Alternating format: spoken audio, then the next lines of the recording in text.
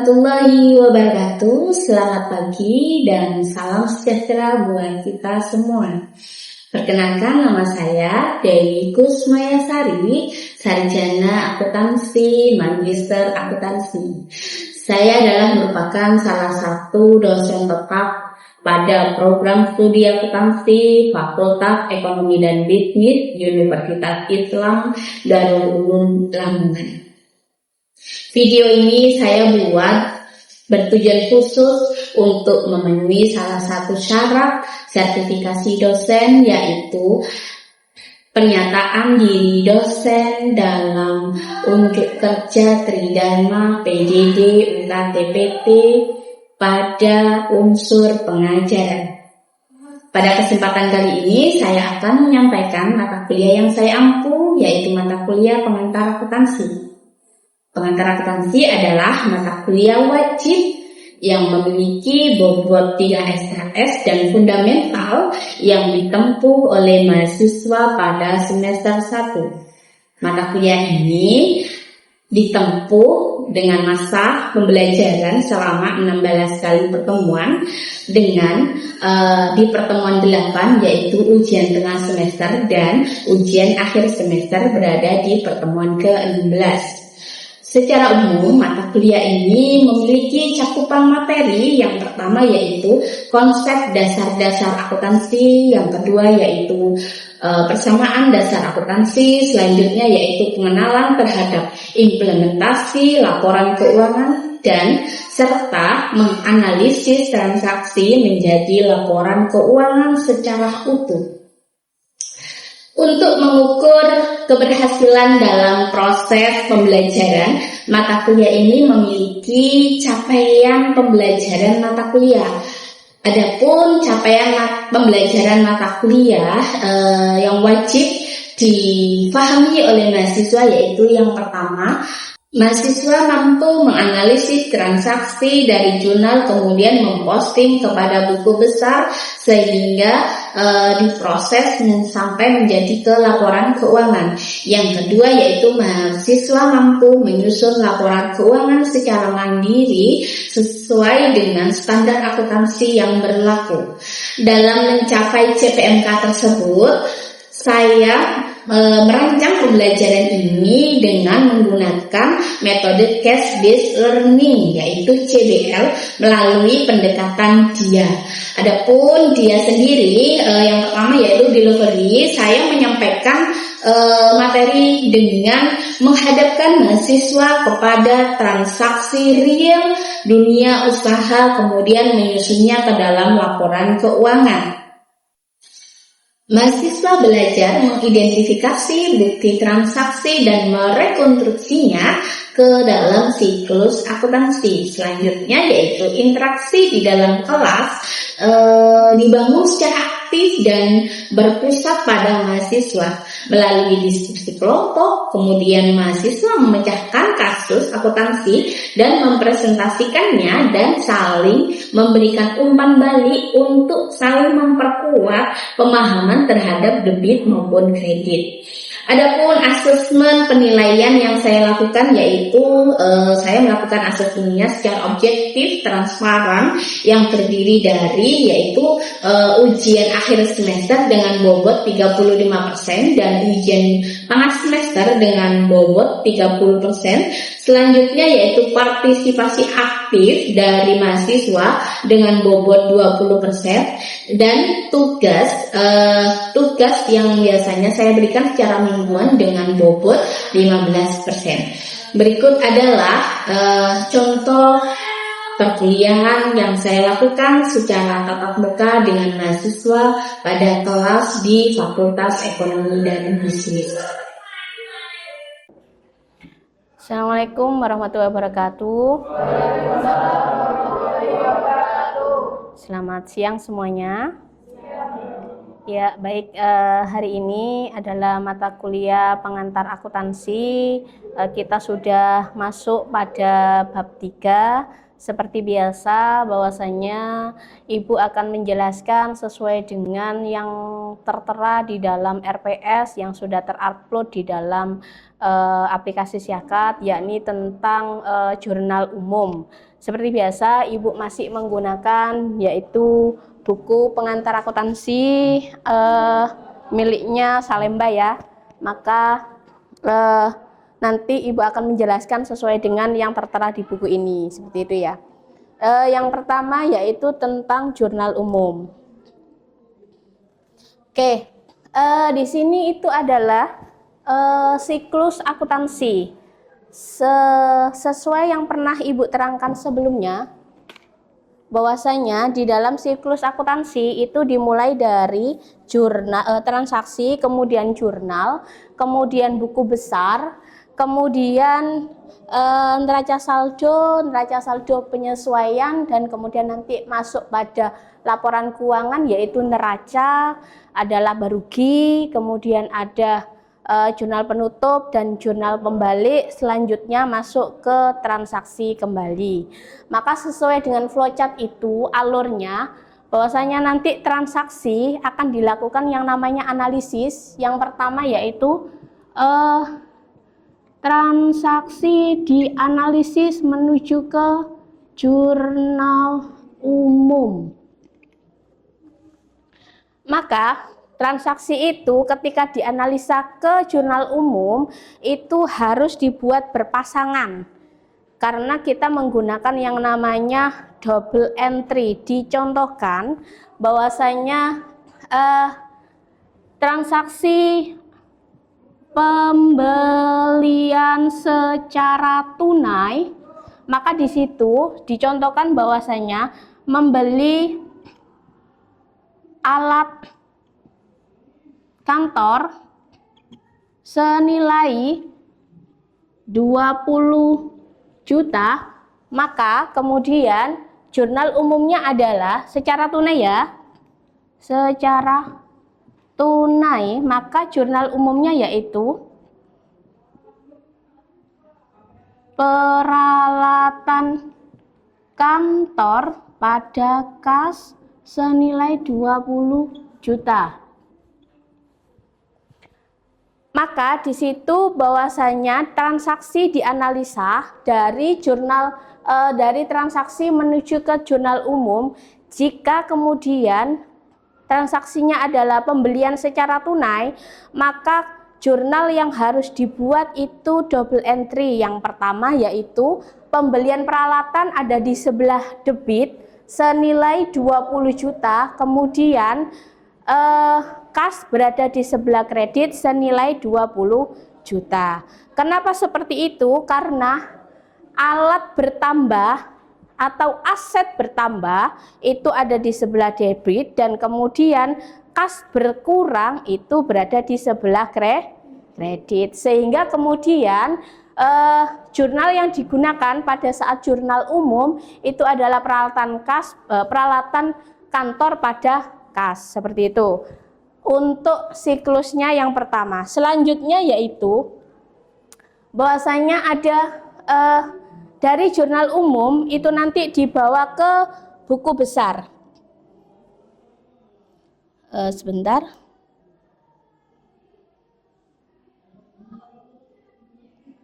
Oke, sebelum kita ke buku besar, bahwasanya Ibu akan menjelaskan bahwasanya suatu kejadian atau situasi yang mempengaruhi posisi keuangan suatu perusahaan sehingga harus dicatat itu adalah sebuah transaksi.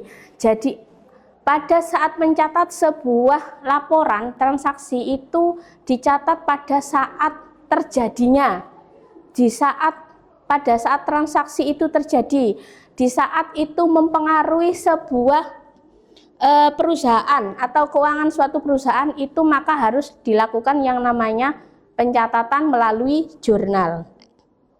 Nah, ini adalah contoh bukti transaksi.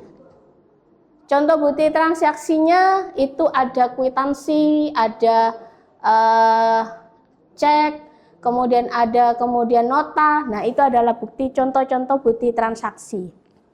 Dari contoh-contoh bukti transaksi tersebut akan kemudian dicatat di dalam jurnal yang tadi sudah Ibu sampaikan. Dasar untuk melakukan pencatatan itu berdasarkan atas bukti-bukti transaksi. Itu ya. Selanjutnya yaitu jurnal umum. Nah, ini tadi yang Ibu sampaikan, bahwasanya setelah adanya bukti transaksi itu langsung dicatat pada ayat jurnal umum.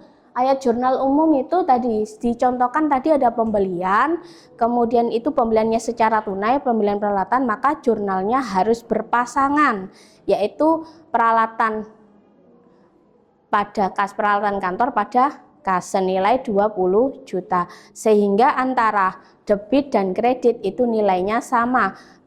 Aktiva dengan pasiva itu nilainya sama, itu akan menjadi balance seperti itu. Itu nanti akan ditarik di dalam laporan keuangan. Selanjutnya yaitu pedoman untuk menjurnal. Nah, pedoman untuk menjurnal itu ada namanya bentuk T. Bentuk T itu begini. Kalau ini tadi yang Ibu terangkan, ini adalah ketika dicatat secara bukan menggunakan bentuk T ya. Ini menggunakan tabel kolom, itu bisa menggunakan ini. Kalau yang bentuk T seperti ini. Maka di sini itu nanti ada debit dan ada kredit. Antara debit dan kredit itu harus sama. Kalau di sini maka debitnya itu adalah peralatan senilai 20 juta, kasnya juga senilai 20 juta. Maka antara debit dan kredit ini balance, nilainya sama atau seimbang, bahasa Indonesianya begitu. Jadi itu adalah cara menjurnal, bisa bentuk T, bisa membentuk kolom, atau biasanya kita sebut untuk jurnal umum secara biasa, seperti itu ya. Selanjutnya yaitu masih sama, ini adalah pedoman untuk menjurnal. Yang pertama yaitu ada harta, hutang, modal, dan pendapatan, beban, serta ada priv, atau priv itu adalah pengambilan pribadi oleh pemilik usaha, itu namanya priv. Jadi ini juga masih menggunakan bentuk T, yaitu ada aktiva seperti itu, kemudian ada hutang. Hutang itu masuk di pasiva, kemudian ada modal, modal juga masuk di pasiva. Kalau pendapatan dan beban itu nanti masuk pada laporan rugi laba. Neraca dan rugi laba perbedaannya, kalau di neraca itu tidak ada pendapatan dan beban, tapi kalau di laporan rugi laba itu nanti hanya memuat tentang pendapatan dan beban, seperti itu. Selanjutnya yaitu, nah ini jurnal, bentuk jurnal umum. Nah tadi Ibu sudah menyampaikan bahwasanya ini adalah contoh bentuk jurnal umum. Maka kalau dimasukkan ke dalam kolom,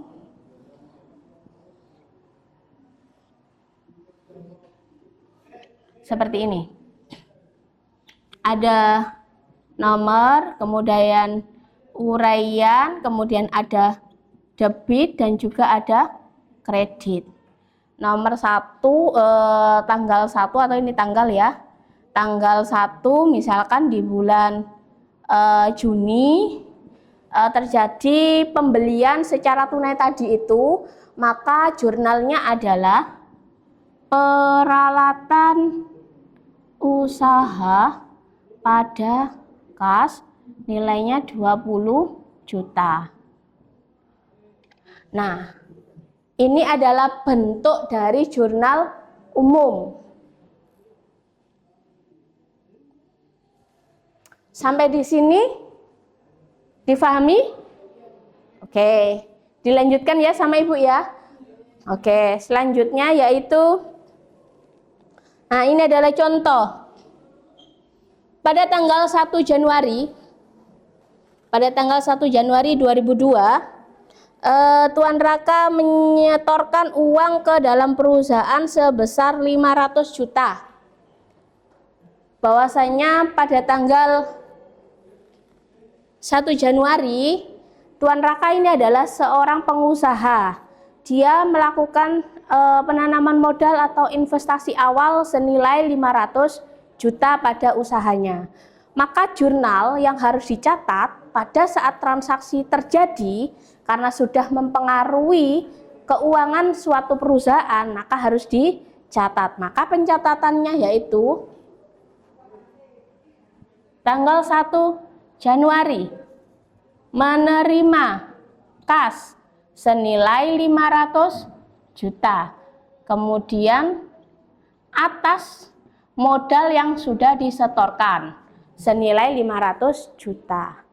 Bahwasanya seperti persamaan dasar akuntansi, jika kas bertambah itu ada di sebelah debit, dan ketika modal bertambah itu berada di sebelah kredit. Jadi seperti itu. Maka di sini adalah jurnalnya, kas bertambah senilai 500 juta itu berada di sebelah debit. Kemudian modalnya juga bertambah senilai 500 juta berada di sebelah kredit. Sehingga antara posisi debit dan kredit ini balance atau seimbang. Begitu. Difahami ya? Ini adalah contoh untuk mencatat jurnal umum pada penyertaan modal awal. Selanjutnya yaitu pada tanggal 5 Januari perusahaan membeli sebuah mobil senilai 150 juta. Nah, pada tanggal 5 Januari ternyata perusahaan membutuhkan sebuah mobil untuk transportasi untuk menjalankan sebuah usahanya. Maka dilakukan pembelian mobil senilai 150 juta. Maka jurnal untuk mencatatnya yaitu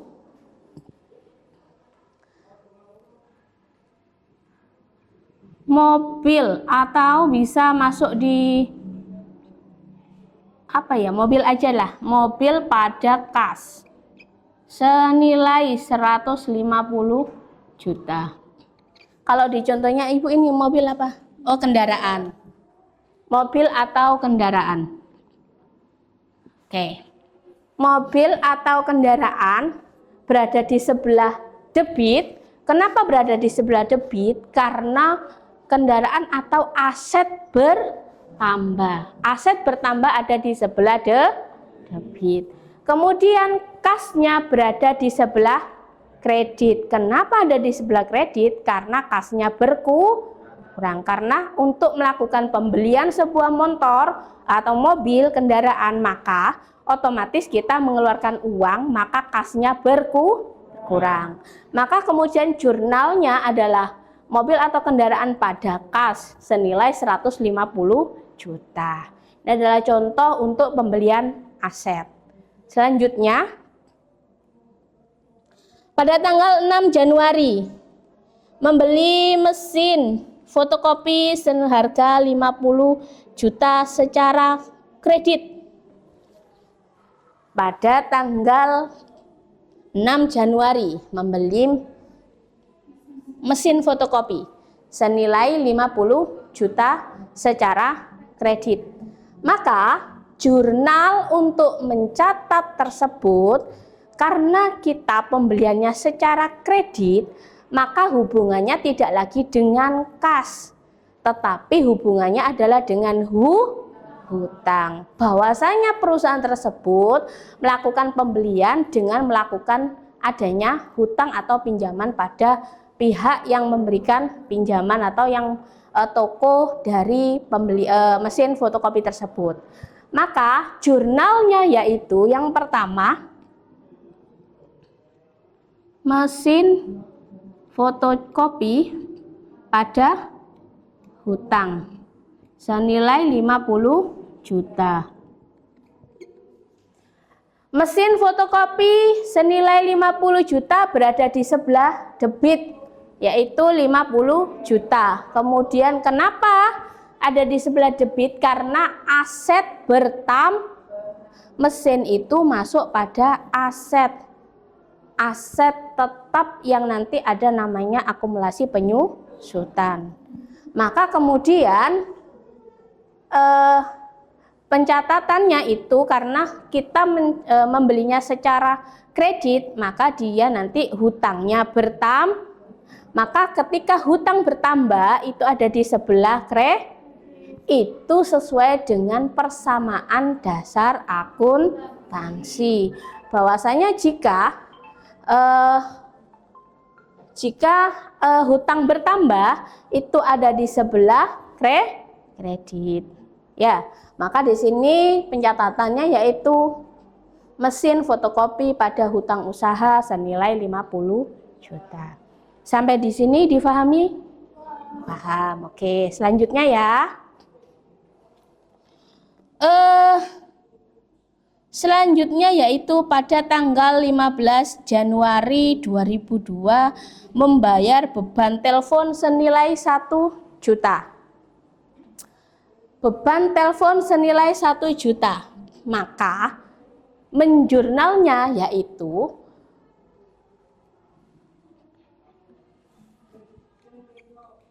beban telepon pada kas senilai 1 juta. Bahwasanya transaksi beban sesuai dengan persamaan dasar akuntansi tadi, jika beban bertambah itu ada di sebelah debit, ya. Kas berkurang ada di sebelah kredit. Maka jurnalnya yaitu beban telepon 1 juta ditulis di sebelah debit dan kasnya 1 juta di sebelah kredit, gitu ya. Jadi ini adalah transaksi-transaksi di mana kalau sesuai dengan yang Ibu sampaikan di awal, setelah dilakukan yang namanya analisis transaksi, ini adalah merupakan analisis transaksi, maka nanti dilakukan yang namanya penjurnalan. Setelah dilakukan penjurnalan, nanti nanti akan dimasukkan ke posting buku besar. Jadi seperti itu. Ini adalah contoh untuk analisis transaksi dari transaksi ke jurnal. Untuk ke buku besarnya nanti akan Ibu bahas di season selanjutnya.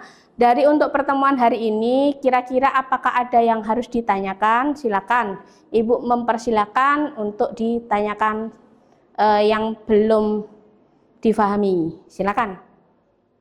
Ya, silakan, Mas. Izin untuk bertanya, teman saya Inam Gradianto, NIM 2404-2016. Langsung saja pertanyaannya, apa perbedaan antara aset kewajiban dan ekuitas? Oke, baik. Ini langsung Ibu jawab ya. Bahwasanya perbedaannya aset, kewajiban, dan ekuitas. Aset itu adalah sebuah harta kekayaan yang dimiliki oleh sebuah perusahaan. Total kemudian di mana itu nanti terdiri bisa menjadi aset tetap, aset lancar. Aset lancar itu ada berupa kas tunai, ada berupa persediaan, itu masuk pada aset. Itu terjadi ada dua, aset tetap dan aset lancar. Jika kewajiban itu adalah sebuah kewajiban yang dimiliki oleh sebuah perusahaan yang harus dikeluarkan. Dalam hal ini harus menjadi tanggungan sebuah perusahaan. Contohnya itu adalah hutang. Hutang itu adalah sebuah kewajiban. Kalau modal itu adalah sebuah investasi yang dimiliki oleh pemilik perusahaan. Dalam hal ini untuk menjalankan sebuah usaha itu adalah modal. Seperti itu, Mas. Bisa dipahami? Oke, selanjutnya ada pertanyaan lagi? Ya.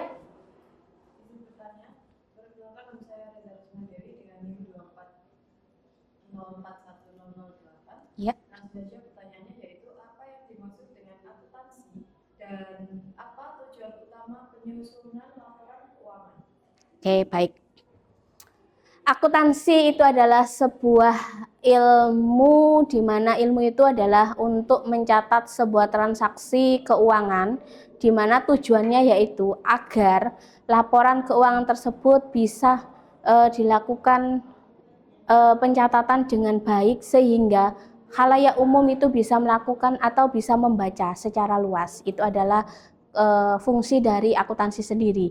Maka yang namanya pencatatan itu tidak bisa kemudian hanya dicatat sesuai dengan versinya kita masing-masing. Kalau akuntansi itu sudah menggunakan standar. Nah, itu nanti ada standar miliknya Indonesia yang sudah mengacu pada IFRS miliknya Amerika Serikat, bisa standarnya IFRS maupun GAAP. Itu adalah fungsi dari akuntansi dan tujuannya. Sehingga baik itu orang Indonesia maupun luar negeri ketika membaca laporan keuangan yang kemudian ditampilkan di dalam Bursa Efek itu semuanya bisa membaca bagaimana kondisi perusahaan tersebut. Nah, bisa akuntabel. Seperti itu. Selanjutnya. Ya. Ya. Oke. Persamaan dasar akuntansi itu adalah dia itu sebuah kamus gitu ya. Kamus yang digunakan oleh seorang akuntan sebagai dasar melakukan pencatatan transaksi, melakukan analisis transaksi, bagaimana penempatan sebuah transaksi itu dilakukan. Dicontohkan, jika terjadi kas tadi ya, kas bertambah itu berada di sebelah debit, kas berkurang itu ada di sebelah kredit. Itu adalah contoh dari persamaan dasar akuntansi. Atau modal bertambah itu berada di sebelah kredit. Jangan salah, sesuai dengan persamaan dasar akuntansi, tidak semuanya yang bertambah itu ada di sebelah debit. Tetapi sesuai dengan kamus atau pedomannya, bahwasanya dicontohkan hutang bertambah, kewajiban dan modal bertambah itu berada di sebelah kredit.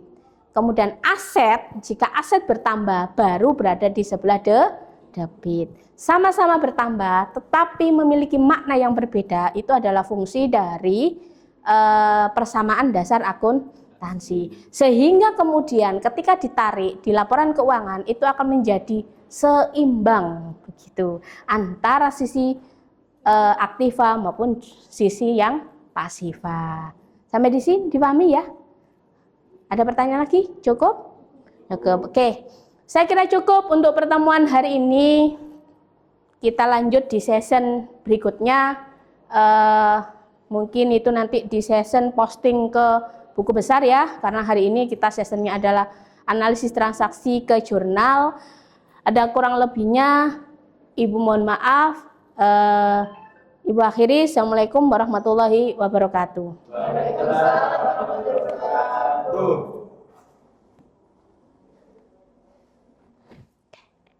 Sudah, Mas.